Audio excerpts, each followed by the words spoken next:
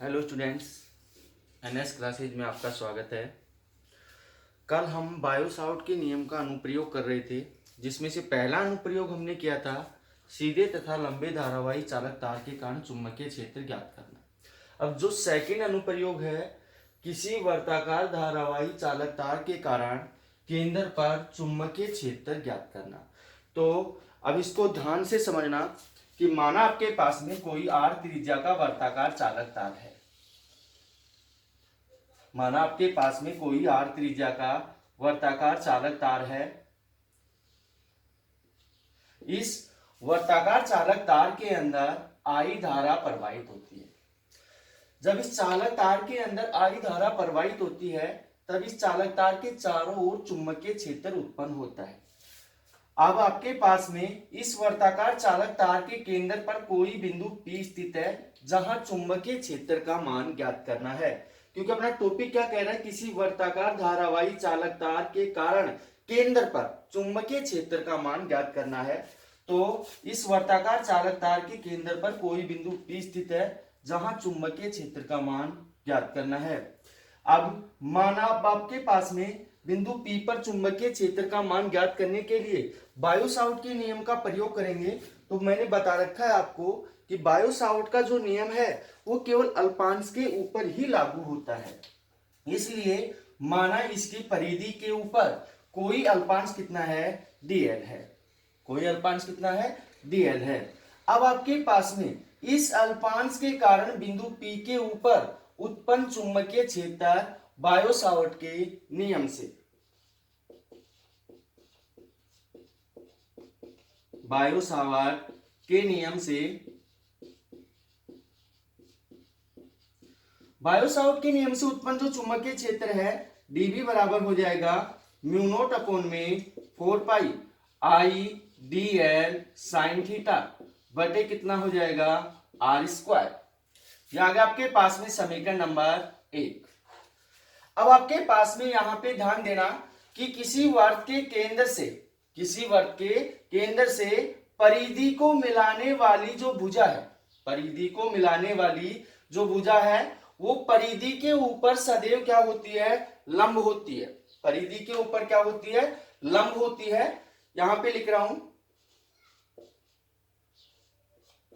वर्त के केंद्र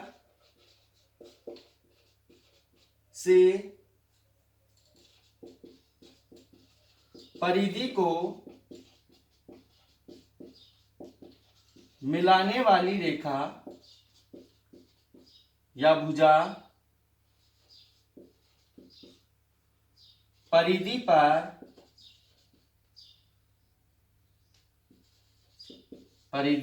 पर लंब होती है, लंब होती है। इसलिए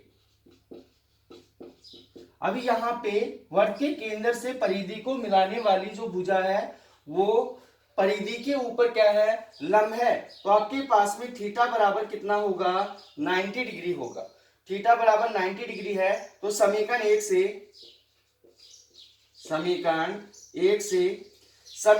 एक के अंदर थीटा बराबर 90 डिग्री मान डालेंगे तो आपके पास क्या होगा, dB बराबर म्यू नॉट अपॉन में 4 पाई I dl साइन 90 बटे कितना हो जाएगा r स्क्वायर। अब यहां पे आपके पास में साइन 90 का मान कितना होगा, 1 होगा। चूंकि आपके पास में साइन 90 बराबर कितना है, 1 है। तो आपके पास चुंबकीय क्षेत्र dB बराबर कितना होगा, dB बराबर होगा म्यू नॉट अपॉन में 4 पाई I dl बटे कितना हो जाएगा r स्क्वायर। समीकरण नंबर आ गया 2। अब आपके पास में जो समीकरण 2 है, dB बराबर म्यू नॉट अपॉन में 4 पाई I dl बटे r स्क्वायर। यहां पे ये जो dB है एक अल्पांश के कारण उत्पन्न चुंबकीय क्षेत्र है। एक अल्पांश के कारण क्या है, चुंबकीय क्षेत्र है। तो संपूर्ण धारावाही चालक तार के कारण उत्पन्न जो चुंबकीय क्षेत्र होगा वो क्या होगा, समीकरण 2 का समाकलन करने पर। क्योंकि जो अल्पांश है वो क्या है, बहुत छोटा है। तो संपूर्ण धारावाही चालक तार के कारण उत्पन्न जो चुंबकीय क्षेत्र होगा समीकरण 2 का समाकलन करने पर, तो यहां लिखेंगे संपूर्ण चालक तार के कारण उत्पन्न चुंबकीय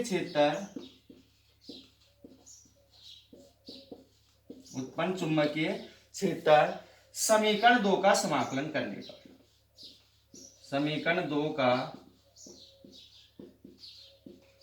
समाकलन करने पर, समीकरण 2 का समाकलन करेंगे तो आपके पास में समाकलन dv बराबर हो जाएगा समाकलन म्यू नॉट अपॉन में 4 पाई, और क्या होगा आई डी एल बटे आर स्क्वायर।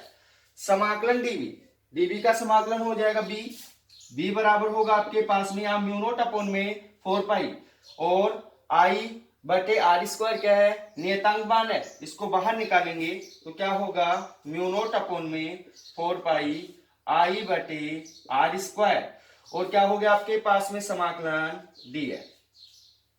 अब आपके पास यहाँ पे देखना कि जो अल्पांश है वो किसके ऊपर है, वृत्त की परिधि के ऊपर है। किसके ऊपर है, वृत्त की परिधि के ऊपर है।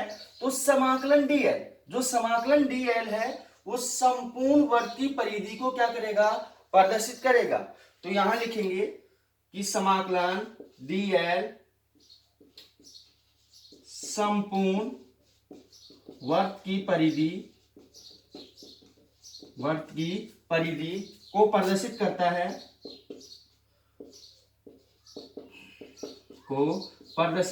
है, इसलिए आपके पास में चूंकि समाकलन dl, अब आपके पास में वृत्त की परिधि क्या होती है 2 पाई r, तो समाकलन dl बराबर क्या होगा 2 पाई r होगा।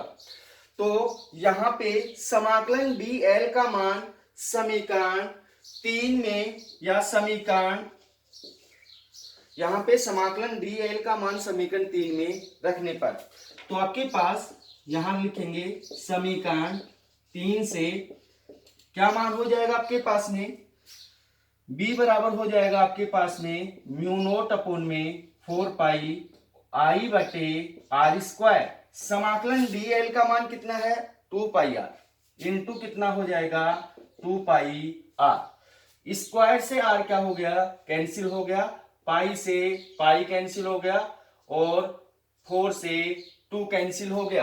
क्या मान बच गया आपके पास में, b बराबर हो गया आपके पास में म्यू नॉट अपॉन में 2 आई बटे कितना हो गया r, आई बटे कितना हो गया r। तो ये मान किसके कारण आ गया, संपूर्ण वर्ताकार चालक तार के कारण उत्पन्न जो चुंबकीय क्षेत्र है b बराबर म्यू नॉट अपॉन में 2 आई बटे r आ गया। अब आपके पास में इसके अंदर स्पेशल कंडीशन लगती है। स्पेशल कंडीशन क्या है वो ध्यान से समझना।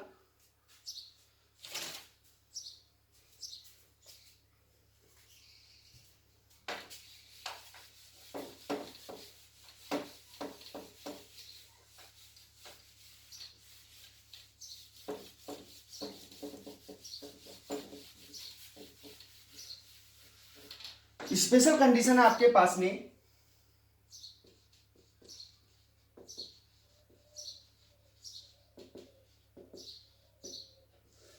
यदि समाकलन dl बराबर कितना है l है, यदि आपके पास में समाकलन dl बराबर कितना है l है, तो समीकरण 3 से, अभी समीकरण 3 के अंदर क्या मान आया था आपके पास में, समीकरण 3 से जो मान आया था आपके पास में b बराबर म्यू नॉट अपॉन में 4 पाई आई बटे आर स्क्वायर, और क्या आया था आपके पास में इनटू कितना आया था समाकलन dl। समाकलन dl का मान यहां डालेंगे तो आपके पास होगा b बराबर म्यू नॉट अपॉन में 4 पाई आई बटे आर स्क्वायर इंटू कितना हो जाएगा l इंटू l। यह आ गया आपके पास में समीकरण नंबर 4। अब समीकरण नंबर 4 के अंदर देखना आपके पास में ये वृत्त है, ये आपके पास में इसकी त्रिज्या कितनी है r है, और आपके पास में ये लंबाई मान लिया आपके पास कितनी है l है। कितनी है, एल है। और यहाँ पे आपके पास कोण कितना बना हुआ है, थीटा बना हुआ है। तो हम जानते हैं कि कोण बराबर क्या होता है, चाप बटे त्रिज्या। चाप बटे त्रिज्या। कोण कितना है, थीटा। थीटा बराबर कितना हो जाएगा आपके पास में, चाप कितनी है, एल बटे त्रिज्या कितनी होगी आपके पास में, आर। तो क्या करेंगे, आर को इस साइड भेजेंगे तो आपके पास में एल बराबर क्या होगा, आर थीटा। एल का मान समीकरण 4 के अंदर रखेंगे तो यहां लिखेंगे समीकरण 4 से, समीकरण 4 से तो आपके पास में b बराबर क्या होगा, म्यू नोट अपॉन में 4 पाई आई बटे आर स्क्वायर इंटू कितना हो जाएगा, आर थीटा। स्क्वायर से आर क्या हो गया, कैंसिल हो गया। b बराबर क्या मान हो गया, म्यू नोट अपॉन में 4 पाई और कितना हो गया, आई बटे आर इंटू कितना हो गया, थीटा। यह आ गया आपके पास में समीकरण नंबर 5, समीकरण नंबर 5। अब इससे आगे हम पढ़ेंगे condition first, condition second, condition third. तो इसके अंदर कंडीशन फर्स्ट क्या है,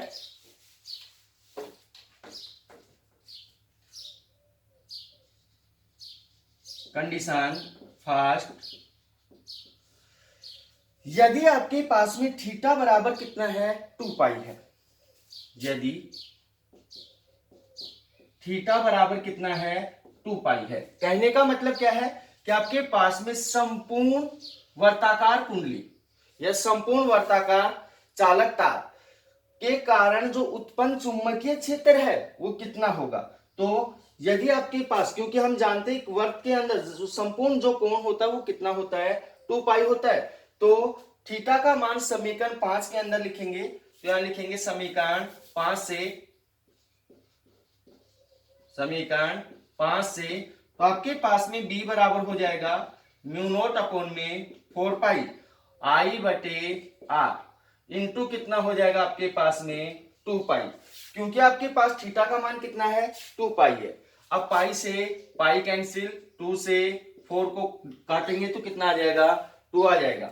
b बराबर क्या मान आ गया आपके पास में, म्यू नोट बटे 2 आई बटे आर। ये किसके लिए आ गया, संपूर्ण वर्ताकार चालक तार के लिए। यहां पे लिख देना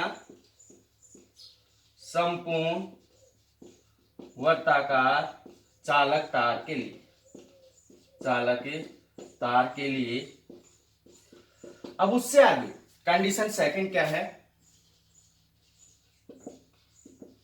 कंडीशन सेकंड, जो कंडीशन सेकंड है, यदि आपके पास थीटा बराबर कितना है, पाई है। यदि थीटा बराबर कितना है, पाई है। कहने का मतलब आधी कुंडली, आधी कुंडली के लिए आपके पास में, क्योंकि आपके पास में ये आधी कुंडली है, तब आपके पास थीटा बराबर कितना होगा, पाई होगा। तब आपके पास में उत्पन्न चुंबकीय क्षेत्र समीकरण 5 से b बराबर क्या हो जाएगा आपके पास में, b बराबर होगा म्यू नोट अपॉन में 4 पाई आई बटे आर इंटू आपके पास में थीटा का मान कितना है, पाई है। पाई से पाई कैंसिल, तो आपके पास में उत्पन्न जो चुंबकीय क्षेत्र है आधी कुंडली के जो लिए जो उत्पन्न चुंबकीय क्षेत्र है, b बराबर क्या हो गया, म्यू नोट अपॉन में 4 पाई आई बटे आर। ये किसके लिए आ गया, अर्ध कुंडली के लिए। उससे आगे है condition third, condition third, condition third क्या है, यदि आपके पास में थीटा बराबर कितना है, पाई बाई 2 है। यहां लिखेंगे यदि थीटा बराबर कितना है, पाई बाई 2 है, तब आपके पास में, कहने का मतलब कुंडली के चौथे भाग के लिए जो उत्पन्न चुंबकीय क्षेत्र है समीकरण 5 से कितना होगा आपके पास में, b बराबर हो जाएगा म्यू नोट अपॉन में 4 पाई आई बटे आर इंटू थीटा का मान कितना है, पाई बाई 2। पाई से पाई कैंसिल, 4 मल्टीप्लाई 2 8, b बराबर हो जाएगा आपके पास में म्यू नोट अपॉन में 8 आई बटे आर। ये किसके लिए आ गया, कुंडली के चौथे भाग के लिए उत्पन्न जो चुंबकीय क्षेत्र है। अब अगला इसी के अंदर चुंबकीय क्षेत्र बी तथा आर के मध्य ग्राफ, यहां लिख रहा हूं